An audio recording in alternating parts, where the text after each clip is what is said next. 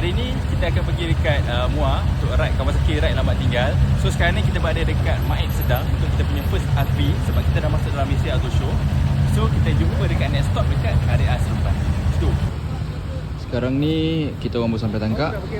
So kita nak gerak. Semua dah sampai. So jauh lagi perjalanan. Let's go. Alhamdulillah kita dah sampai dekat Tangkak, kafe yang kita nak pergi, which is Sanina Cafe. So kita ada beberapa biji kat sini. Kita ada Z9 650, and then kat sini yang untuk ride kali ni kita ada 3 biji 250, which is ZX25R, Ninja dan juga Versys X. So kita tengok menu apa yang ada dekat sini. Let's go.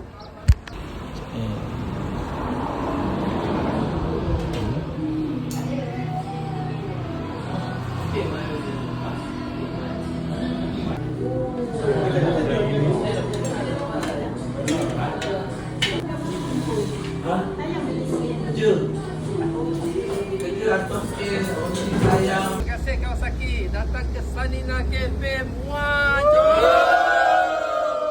So kita orang nak tangkap gambar dekat belakang ni. So macam korang nampak, sebelum kita orang pergi makan cendol. Let's go. So ini adalah spot kita yang terakhir sebelum kita bertolak balik ke KL. So ini adalah cendol Kampung Hulu. So kita tengok macam mana cendol pergi dia. And then daus.